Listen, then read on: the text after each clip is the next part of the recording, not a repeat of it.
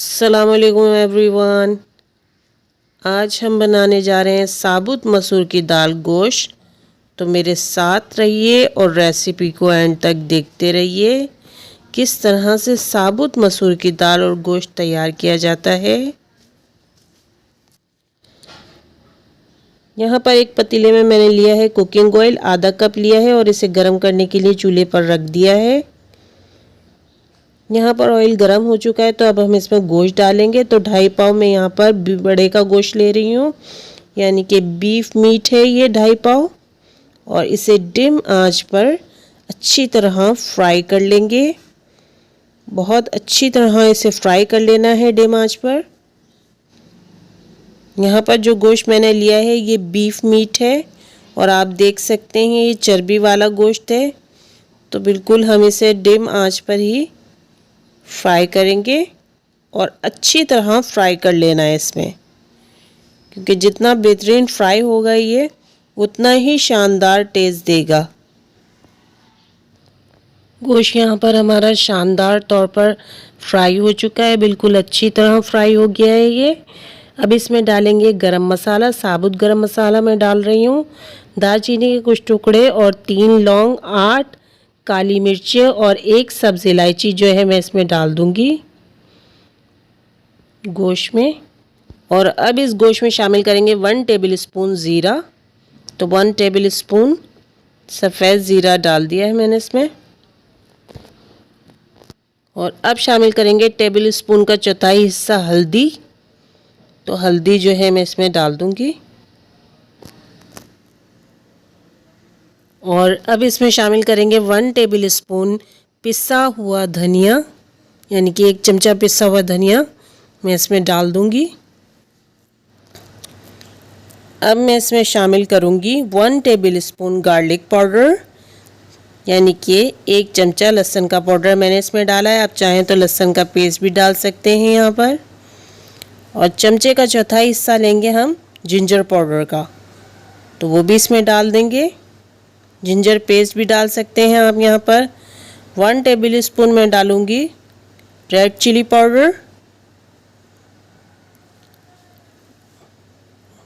और अब इसमें शामिल करेंगे पानी। तो मैं यहाँ पर अभी 1 गिलास पानी शामिल कर रही हूँ। देख सकते हैं आप फुल गिलास भरा हुआ है।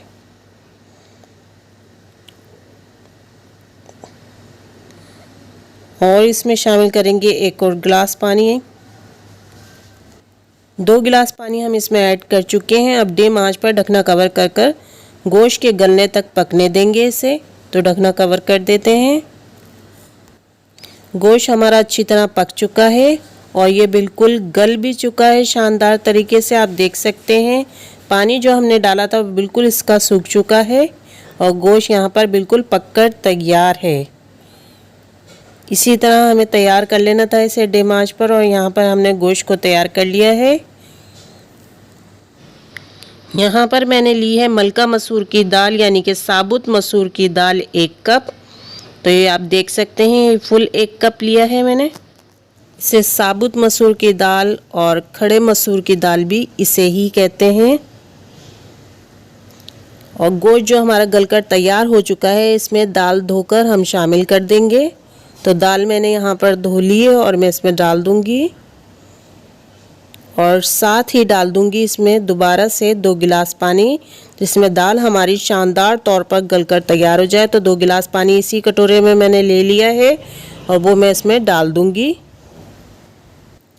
पानी डालने के बाद आंच को धीमी रखेंगे, बिल्कुल लो फ्लेम पर हम इसे पकाएंगे। तो यहाँ पर मैं नमक डाल रही हूँ अपने जायके के मुताबिक। आप अपने जायके के मुताबिक डाल सकते हैं। और साथ ही इसका ढकना कवर कर देंगे और इसे डिम आंच पर पकने देंगे। और यहाँ पर आप देख सकते हैं दाल हमारी यहाँ पर बिल्कुल शानदार तौर पर पककर तैयार हो चुकी है।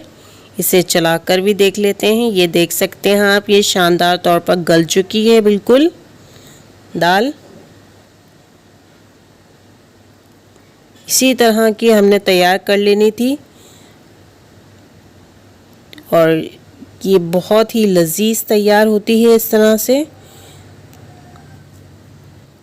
बिल्कुल शानदार तौर पर गल चुकी है और गोश्त भी शानदार तौर पर गलकर तैयार हो चुका है दाल में। लेकिन अभी हम यहाँ पर एक और इंग्रेडिएंट शामिल करेंगे। अब यहाँ पर शामिल करेंगे 8 से 10 इमली के कटारे, जिसे मैंने पानी में घोल लिया है इस तरह से। और आप चाहें तो इसे स्किप भी कर सकते हैं, अगर खट्टी नहीं पसंद करते तो। ये डाल देंगे इसमें और इसे बस एक उबाल आने तक पकाएंगे थोड़ी सी देर।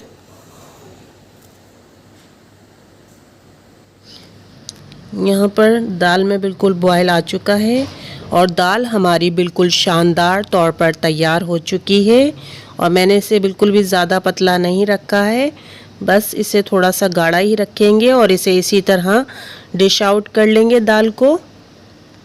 कि आप देख सकते हैं शानदार दाल बिल्कुल तैयार है डिश आउट होने के लिए। तो यहाँ पर प्लेट में मैं दाल निकाल लूँगी।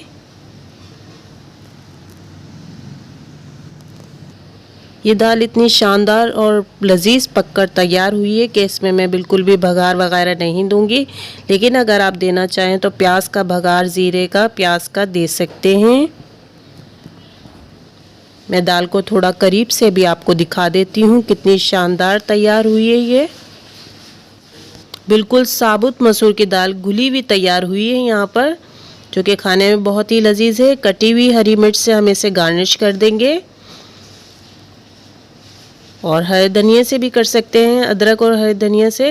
लेकिन यहाँ पर मैंने सिर्फ कटी हुई हरी मिर्च से ऐसे गार्निश किया है। साबुत मसूर की दाल गोश्त बिल्कुल रेडी हो चुका है। यहाँ पर आप इसे चपाती के साथ, बॉइल्ड राइस के साथ ट्राई कर सकते हैं। उम्मीद है आपको हमारी ये रेसिपी पसंद आई होगी।